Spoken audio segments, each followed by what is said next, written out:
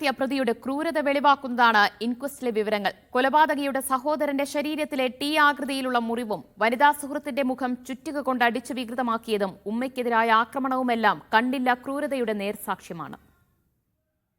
ഇഷ്ടപ്പെട്ട ആഹാരം വാങ്ങിക്കൊടുത്താണ് സഹോദരൻ അവസാന കൊലപാതകി അഫാൻ വീട്ടിലേക്ക് കൊണ്ടുവന്നത്. ഇൻക്വസ്റ്റ് പൂർത്തിയാക്കിയ പോലീസ് പോലും അഫാന്റെ ക്രൂരകൃത്യം കണ്ട് ഞെട്ടി. സഹോദരന്റെ തലയ്ക്ക് ചുറ്റും അഫാൻ മുറിവുകൾ ഉണ്ടാക്കിയിട്ടുണ്ട്.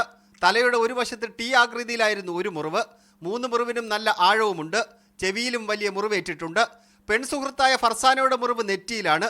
തുടർച്ചയായി ചുറ്റിക കൊണ്ട് നെറ്റിയിലടിച്ചു എന്നാണ് പോലീസിന്റെ നിഗമനം. കൊലപാതകിയുടെ പിതാവിന്റെ ഉമ്മയായ സൽമാ ബീവിയുടെ തലയുടെ പിൻഭാഗത്തായിരുന്നു ആഴത്തിലുള്ള മുറിവ്.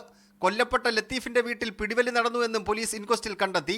നെഞ്ചിന് മുകളിലേറ്റ മുറിവാണ് ലത്തീഫിന്റെയും ഭാര്യയുടെയും മരണകാരണമെന്നാണ് പോലീസിന്റെ പ്രാഥമിക വിലയിരുത്തൽ. മീഡിയ 1 തിരുവനന്തപുരം.